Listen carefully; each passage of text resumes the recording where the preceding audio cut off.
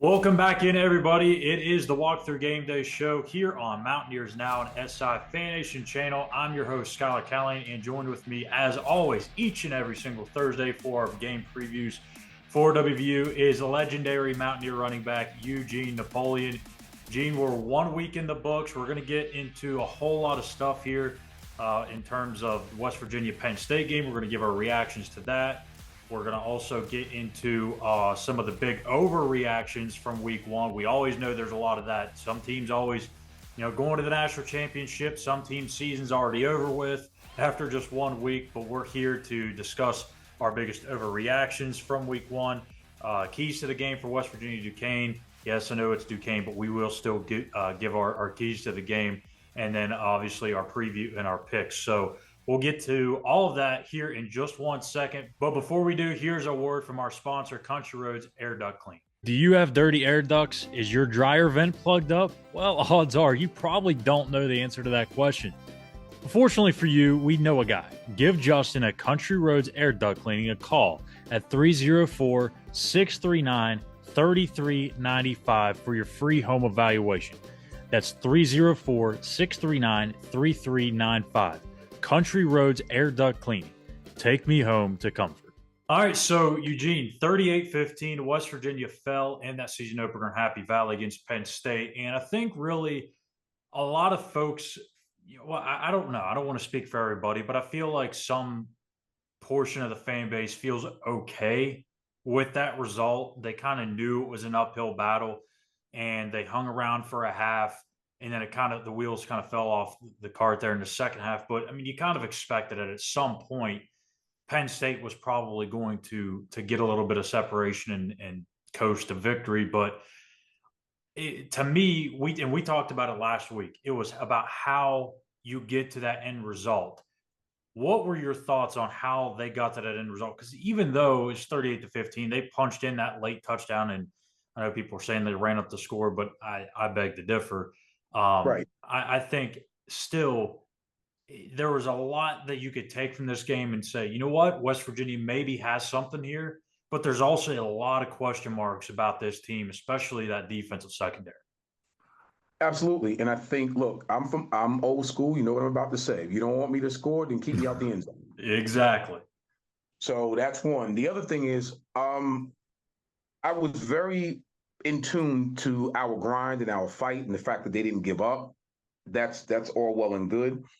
There's some good things. There's some good things that I think WVU put on film because you could always learn. You can learn just as much from a loss as you could a victory. Absolutely.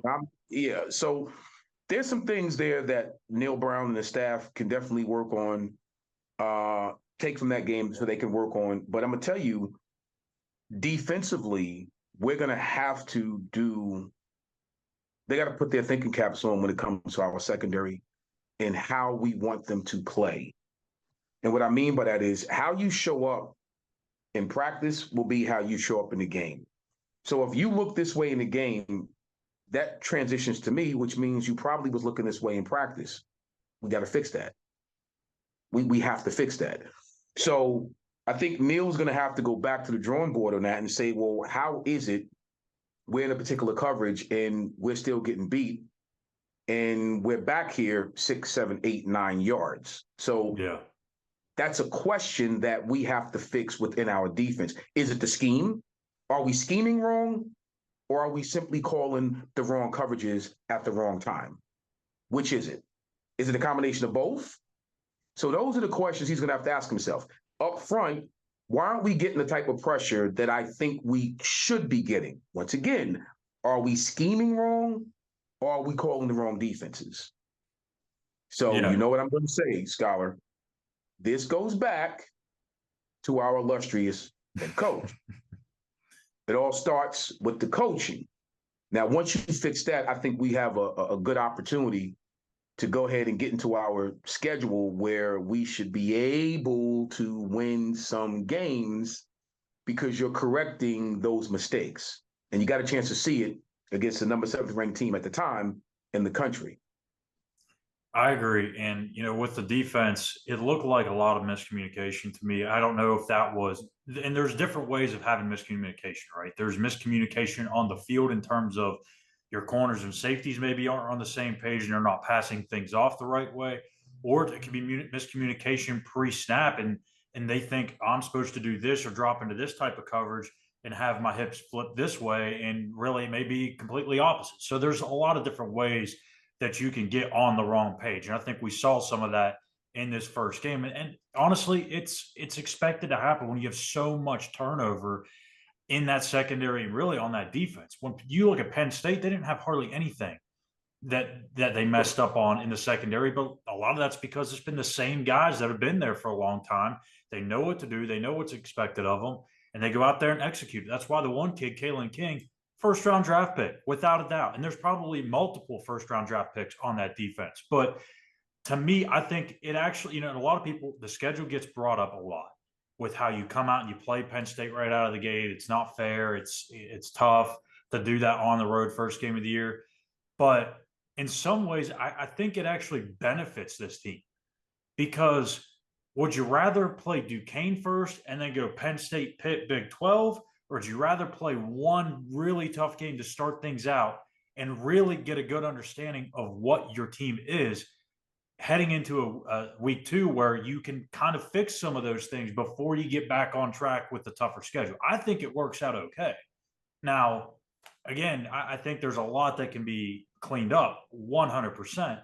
But I don't know if it's necessarily time to panic. I mean, we did see this team hang in for a half and then some against a team that may end up winning the Big Ten and may end up making the college football playoff.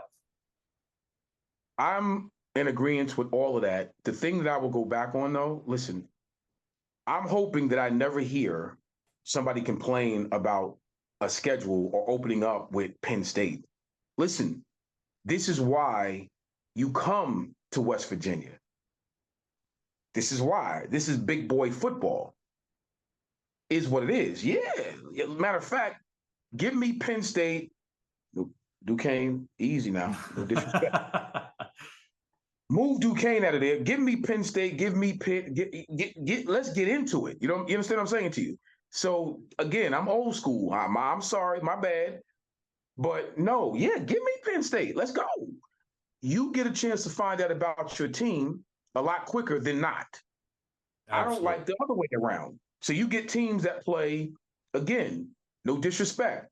They play a lollipop schedule the first 3 or 4 games. They're 3 or 4 and 4-0. All of a sudden, you're going to win a national championship. And then you get into your schedule and get your doors blown off. I don't want that. Let me get tested early so I'll see what I have, see what I need to work with, and we can develop this talent, and let's win some games. So offensively, it was kind of – it's hard to say it was a mixed bag of good and bad because it's hard to find the good when you only score, the 15 points that they scored. But the one thing is it was a clean football game. The offensive line, outside of maybe a couple of calls where they got called for holding or whatever, I thought they were very clean up front. The protection was okay. I think it could have been better. But the run blocking was phenomenal. I think Zach Frazier had a really good game. The 2 guards, Tomas Rimac and Yates and Hubbard, when he got in there, I think they all played well. And then obviously the running game, it is what it is. I mean, they didn't really have the opportunity to establish the run because they fell behind and they had to throw it in the air a little bit. But CJ Donaldson, I mean, the kid is a monster. And we saw that. And the thing that really stood out to me about him is his pass protection. I mean, that's the biggest thing that a lot of these young backs just don't have. And that's what makes them a little bit behind the curve when they go to the NFL is they're not ready for that because there's a lot of responsibility in the NFL to handle some pass pros. And CJ Donaldson just absolutely put some dudes on their rear ends in this game. So there's some good, there's some bad. Obviously, you want to see, I think, West Virginia take some more shots downfield in the passing game. And I don't know how much some of that was due to E.J. Horton and Jay Sean Polk not being able to play. But, I mean, you got to be able to throw the ball a little bit downfield. Give your guys a chance to really have that opportunity to knock off somebody like Penn State. You're not going to do it by throwing tunnel screens and bubble screens and balls that are flat and balls 2 yards down the field. I mean, you've got to put the ball in the air. But you have to. The bottom line is, listen, and again, to establish what you are offensively means a lot when you're playing against a Penn State caliber team. Again, a top 10 ranked team. You have to establish something, and again, you find that out real quick when you're playing a team like that, that's well coached, that has that type of talent on all three phases of the game. You find out where you are real quick. And that's kind of where I'm at with West Virginia right now. I am happy that we did open up with Penn State because it gives us a guideline as to a litmus test as to where we are right now. Now, Duquesne out the way, then you can get into the actual, the Big 12 duel, and then we get to crank a little bit consistently and see where we are. Midway through the season, after the first 4 to 5 games, we'll have a really good chance to see what we have. And at that point, then it gets real interesting. Last thing before we move on, just your thoughts about Garrett Green. 16 of 27, didn't hit 200 yards throwing through the air, but he did make some good decisions, I think, for the most part. Really didn't put the ball in harm's way. But again, when you don't throw the ball downfield or over the middle, it's hard to really put the ball in harm's way. But no turnovers, used his legs, obviously, which we all knew about. But just your thoughts on Garrett Green, and if you think he can be someone that this team can lean on to get the bowl eligibility. Garrett Green, and again, this is not his fault. The coaching staff is going to have to make a decision. Because as the weeks go on and as the schedule gets a little bit tougher, when you're playing, like I said, and you're in conference games, you're going to have to make a decision. He's not a running back. He's a quarterback. We need him to make plays down the field between 25, 30, and 40 yards consistently. We're going to have to either live with the fact that that's something that can't be done right now consistently, and we have to go back to our short game, the tunnel screens, the bubble screens, the short ins and outs between 12 to 15 yards, and be comfortable with that. Or we have to trust what he sees and how we're coaching him to see these things and throw the ball down the field. As you said earlier, you're not going to beat too many good teams if you can't throw the ball past 30 to 40 yards down the field. You need chunk plays. Yeah. You're not going to be able to nickel and dime a really good defense. You're not. And I think this really sets up nicely this week for Nico because, I mean, obviously you would assume at some point he's going to get in the game and get some live game reps. And, who knows? Will they ever switch over to Nico Marchiol at this sometime this season? I mean, there could be a possibility of that.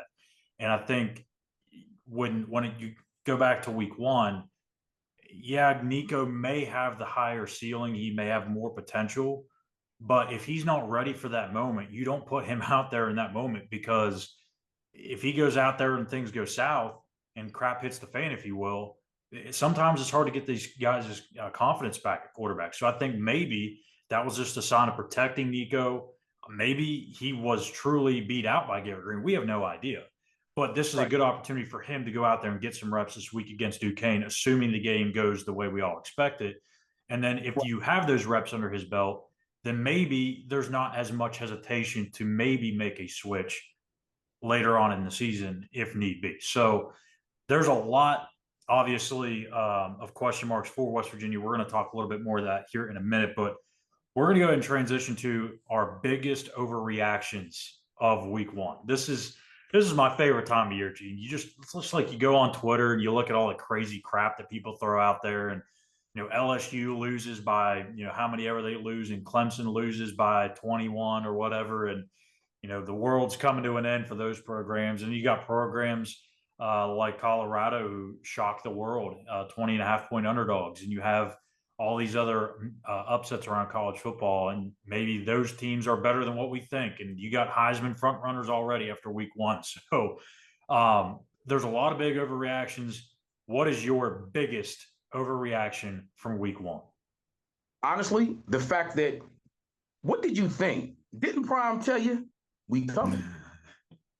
Yeah. So I don't understand why people didn't think he was going to put out a good product. I'll be the first to go on record to say this. I'm not a stars guy. Everybody knows that.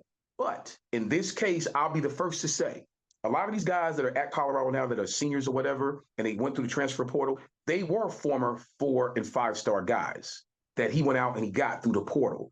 So the thing about that, when you get that type of talent in a short period of time, I'm not surprised that he was able to mesh that type of talent together on the offensive side of the ball, defensive side of the ball, special teams, and come out and put that kind of product on the field. That did not surprise me. I'm not sure why everybody was so surprised that they won the game. My thing was, I was expecting, let's see how you're not beating Dion coached team by 21 points. Right. And you got these type of things happening for him. He knew what he had to do. So I'm not surprised. 510 yards, 4 passing touchdowns, no interceptions for his son, right? Yeah, he should be in the Heisman talk because week 1, that led all quarterbacks in the entire country with that type of offensive output. To me, that was the biggest thing that people were so surprised. Yeah. One question, Schuyler. Didn't the man said, we coming? He did. And now they're there. So, I am surprised a little bit. I would say more surprised about the effectiveness of the offense and how efficient they were. I don't know that I expected that right out of the gate again against a TCU team who has some talent coming back from the national championship runner-up team and who may have one of the best corners in all of college football in Josh Newton. So I was a little surprised by that. But my biggest overreaction, I could go LSU here. I could go Clemson, but I want to go to a little bit more close to home here for the West Virginia fans that are watching this. And that is the Big 12 Texas teams that did not look all that good last week. And that was Texas State beating Baylor 42-31. So you got Baylor there losing a game they probably should not have lost. And then you have Texas Tech going on the road to Wyoming, losing in overtime 35-33. And that's a team that had a lot of preseason expectations. Everyone just thinks because of those 2 games and those losses that Texas Tech and Baylor are all the way down towards the bottom of the Big 12. Now, Baylor, I can maybe see.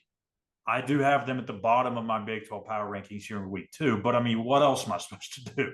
No one had a worse loss in week 1 than Baylor in the Big 12. So you have to put them there. But I do think Dave Aranda is going to get that team back on track. It's not going to be this week, and because they play Utah, and that's a very well-coached physical football team that's probably going to hand it to them, to be honest with you, even in Waco. But I feel like at some point when they get Blake Shapen back, who suffered an MCL injury, he's going to be out a couple of weeks. They're going to get things back on track. Are they going to be an 8-4, 9-3 type team that's going to contend in the Big 12? Probably not. But I think when you get behind the 8 ball here and you're 0-2, everyone's going to start overreacting. And I think we'll be talking about this again next week. I think they're going to find a way to get to 6 or 7 wins. I don't think the earth is coming, or the sky is coming crashing down on the Baylor football program. Now for Texas Tech, I can kind of see the concern, but we'll get back to this in our pickups because Texas Tech is in our pickups this week. I just felt like that game at Wyoming, that's a weird game to play right out of the gate. You know what I mean? Like a Power 5 team going to Wyoming week 1. That the folks in Laramie, that's the only thing they have to do. Right? That's the only thing going on in town. That's their Super Bowl essentially, because this is their chance to show, hey, we can compete with the Power 5 football team, and they did so, and they won. So it's not surprising to me that the Cowboys won that game. It's just everyone's overreacting to it. Texas Tech's not this, they're not that. Texas Tech will be just fine. They're going to be right there in the thick of things in the Big 12. Don't you worry. Texas Tech is just fine. But to round out our big overreactions from week 1, Neal Brown, Eugene. Is it already, after 1 week, has he already lost the fan base? Because it seems, and I'm not saying that he hadn't already prior to that, but there seems to be a strong reaction after this Penn State game that Neal Brown, second half they couldn't hang in, and it's the Neal Brown thing again. Right. I wanted to get your take on this. I didn't even think about this until we started taping, but I want to get your take on this. This is what Pat McAfee had to say. I'm not sure if you saw this yet. He said this earlier this week on his show. He said, honestly, 6 years in, it's 5, but get the point. Right. This is all your people. This is all your culture. This is all your thing, and we're a Big 12 school. We've had a lot of success before against these big schools, although the national audience may say, what a surprise, little old West Virginia. That's not how it should be viewed. You're in charge of winning games and building. And instead, it's like, oh, the MAC school is going to play against Penn State. That's how people are viewing it. So when you hear that type of thing from Pat McAfee, who's got an enormous audience, what do you think that says about Neal Brown and the state of this football program? And do you agree? I agree with every word that Pat said. And I said this before and I'll say it again.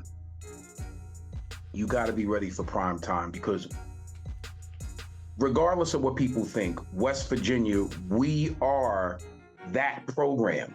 I'm going to say it again. Whenever you win games to the point where you're in the top 20 of the history of NCAA wins, what does that say about your program? Yep. You're there. You've been there. You know what it takes.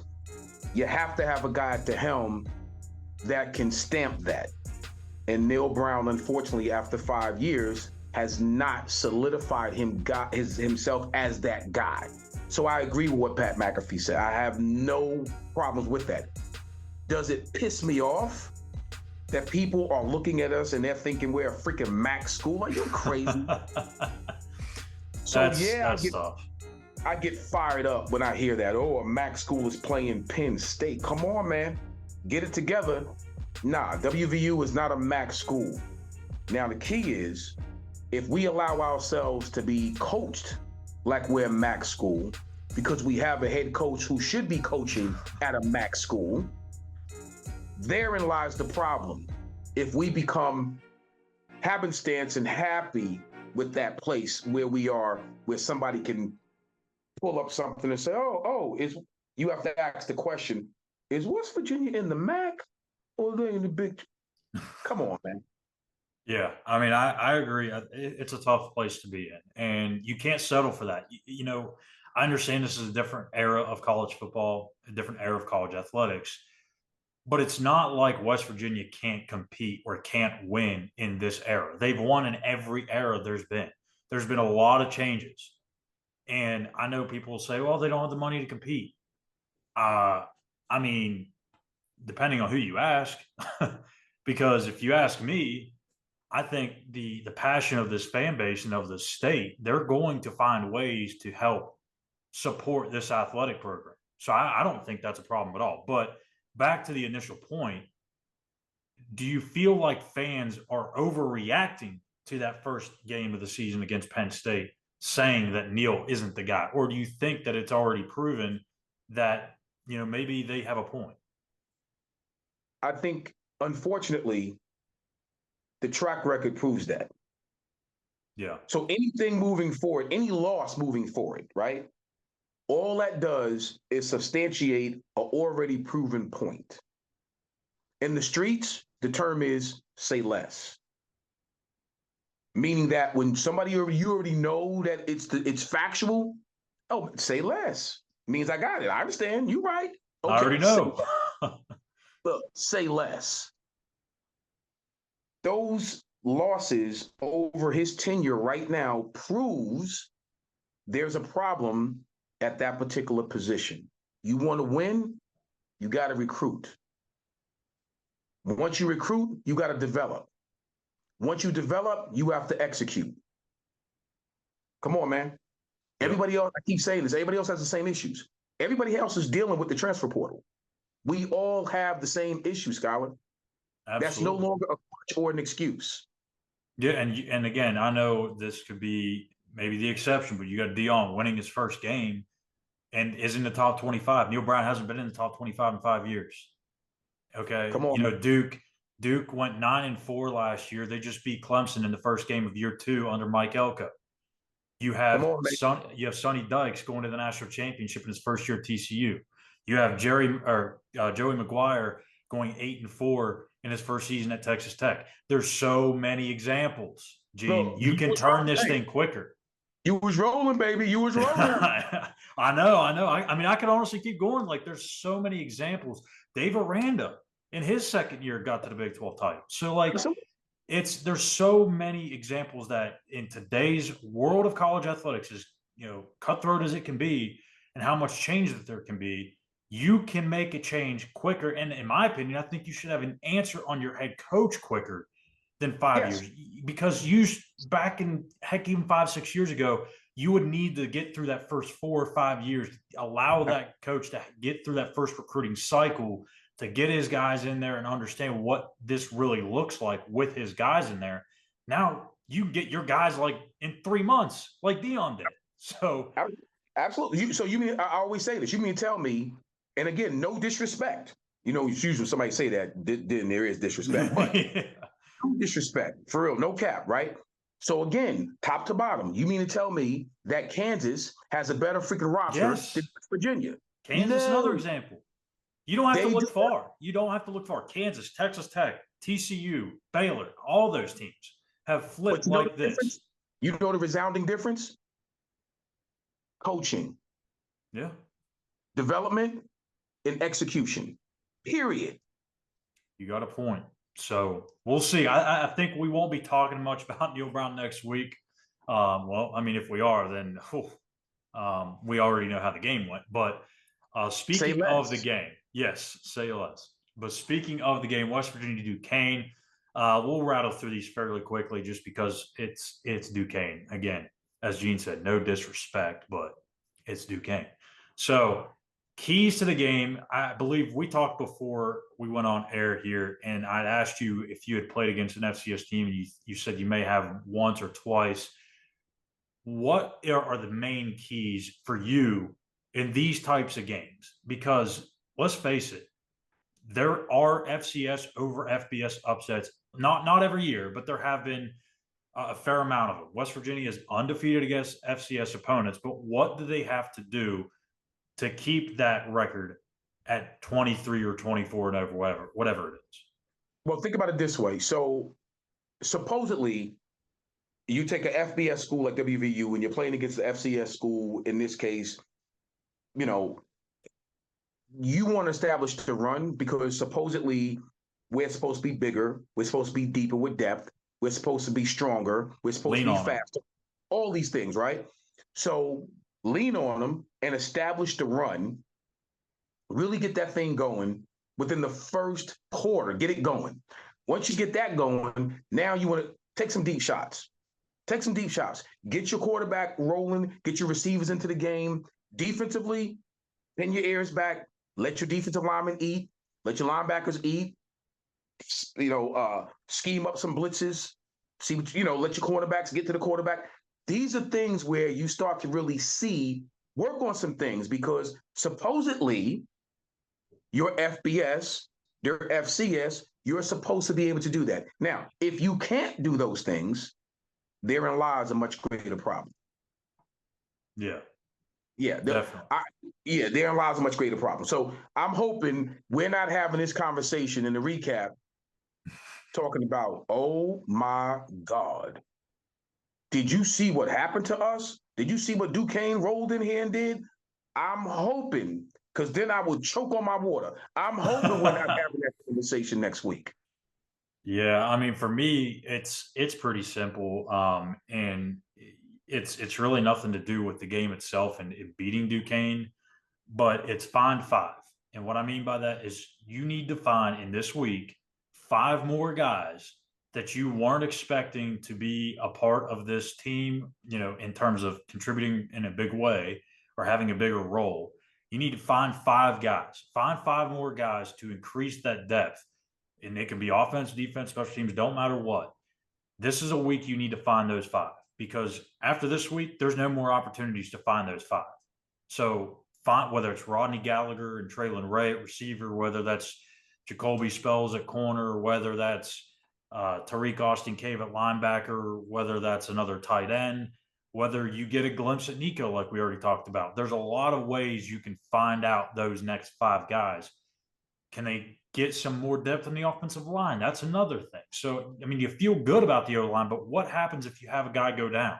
You have to have an answer for that. You don't want to figure that out on the fly. You want to already know who that answer is. So, for me, find those 5 and get ready for the backyard brawl against Pitt. So, before we get into West Virginia, we're going to start here with our pick'ems of the week.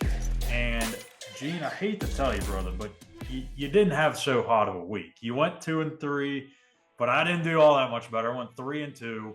The only difference there was the West Virginia game. We agreed on most of our picks. So let's get started with the first game. Is a top 25 matchup, one of 2 that we have here on the slate, and that is number 20 Ole Miss and number 24 Tulane, 3:30 p.m. ESPN2.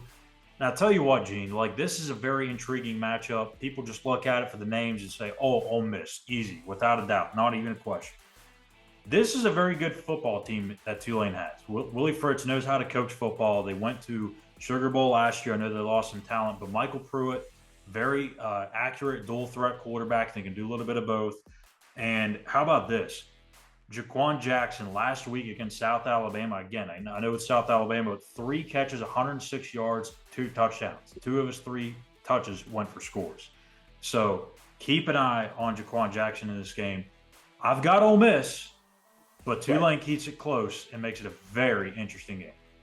It's funny you say that because I take a look at Tulane. They really do have a good football team, and they are well coached. But I just think the depth and the size of Ole Miss and the consistency of what they do once they get it rolling is going to be a little bit too much for Tulane. So I'm with you. I'm going to say Ole Miss, and I'm going to same thing. I think it'll be a close game, but I think Ole Miss will pull it out. Yeah, too many athletes there for the Rebs. Number 23 Texas A&M at Miami, Florida. That is 3:30 p.m. ABC. I don't know. I mean, I've been back and forth on this one really since I started putting this together. It just seems like it's going to be an ugly game. Just a low-scoring, ugly game. Both offenses can't move the ball, and maybe they turn it over multiple times. To me, it's a coin flip, but I'm going to lean towards Jimbo and the Aggies just because I don't like this Miami Hurricane team at all. I just don't. So I'm going to go with the Aggies. Once again, I'm going to have to agree. Very similar reasons. It is going to be an ugly game. For some odd reason, both offenses, something is not clicking. It's just something is off right now with both offenses. But I think the Aggies will pull it. Matter of fact, I think the Aggies will play well enough to probably actually win by at least 10 points. I'm going to say that. Okay. Yeah. This is the biggest one probably in all of college football. It's where College Game Day will be. Number 11, Texas at number 3, Alabama, 7 o'clock ESPN. Again, future SEC matchup here. But I want to say Texas just because I like to see upsets. And to be honest with you, I think Bama is vulnerable this year. But, Gene, I can't go against Nick Saban, especially against his old assistant, Steve Sarkisian. I mean, Nick Saban's record against his assistants is insane. It's like 23-2 or something. You think I'm really going to go against him and bet against him here when they're playing at Bryant-Denny? No. Roll Tide. Okay, I was going to say, look, I had to put my glasses on, make sure I'm seeing it correctly. Exactly. And you know how I feel about Alabama, but, Mama ain't raised no fool. Roll Tide. Number 13, Oregon at Texas Tech, 7 o'clock on Fox. Again, we talked about Texas Tech earlier. They lost in double overtime to Wyoming. Everyone's overreacting to this. Oregon, they blew out Portland State 81-7. Way to run up the score there, Dan Lanning. But anyways, Yeah. This is going to be a good game, and I think a lot of people are overlooking this one again because Texas Tech lost last week to Wyoming, and because Oregon's a top 15 team. But hey, this one means a little extra for the quarterback at the Red Raiders, Tyler Shuck. He played and started his career at Oregon. I think he's got a little something to prove here. And I'm telling you, Texas Tech, they're going to get back on track, and it starts this week. I'm going with the home upset over number 13 Oregon. Wreck them, baby. I feel bad for you because the quarterback won't get no redemption in this game. I'm going with Man, I'm telling you, Bo Nix, man, for whatever reason, he's been a different quarterback at Oregon. But when he was at Auburn, he struggled on the road. And I think that's going to be what we see this weekend is that old version of Bo Nix struggling on the road. So, anyways, now for the game you're all here for, Duquesne at West Virginia, 6 o'clock on ESPN Plus. The Mountaineers dropping their preseason or their season opener to Penn State on the road, 38-15. Can they bounce back? This, according to Neal Brown, this week is more about them. Here's a word from the Mountaineer head coach. Come home, play a Duquesne team. It's a home opener, and hungry to get a win. We're an 0-1 football team till we get a win, and we need a win. And we got an important 3-game home stretch right here. Starts with Duquesne on Saturday night. Duquesne, a proud program. I think they've won 5 conference championships in the last 9 years. They've had several guys over the last 3 or 4 years that have been in NFL camps. They beat Ohio University, who's one of the better group of 5 programs in the country in 2021. So it's a group that we respect. They got good players. They're local. If you look at their roster, most of their talents within a 3-hour radius. So they'll be hungry to play right here on Mountaineer Field, and we'll get their best shot. And so not going to respect them, but it's about us kind of making some positive momentum and getting better as we get into the meat of our schedule. All right, Gene, West Virginia, Duquesne. We both went, actually, no, last week I picked Penn State. You went West Virginia. I have a feeling we're going to be on the same page here this week for week 2. West Virginia. It's not even going to be close. I think this one's probably like a 59-10 type of game. I think Duquesne maybe kind of threatens a little bit in that first quarter. Maybe they get a touchdown and it's 14-7 after one quarter. But this is all Mountaineers. I think you're going to see a lot of guys get in the game here for this one. I'm going West Virginia. It's about time. No, I'm with you, Scott. All jokes aside, this is not. It should not be. Anything could happen on any given not Sunday. You're right. Any given Saturday, right? But this shouldn't even be close. Of course, let's go Mountaineers. Let's do what we need to do, and really put an FCS program in their place and let them know you can't come to Morgantown with that nonsense. We should hang at least 50,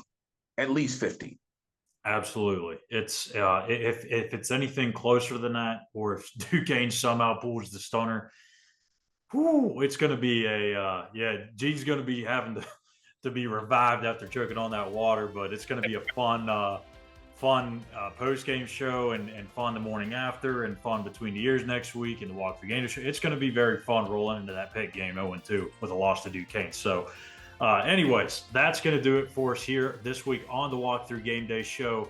For Eugene, Napoleon, I'm Schuyler, Callihan. You can check us out every Thursday here on Mountaineers Now at our YouTube page or on our site as well.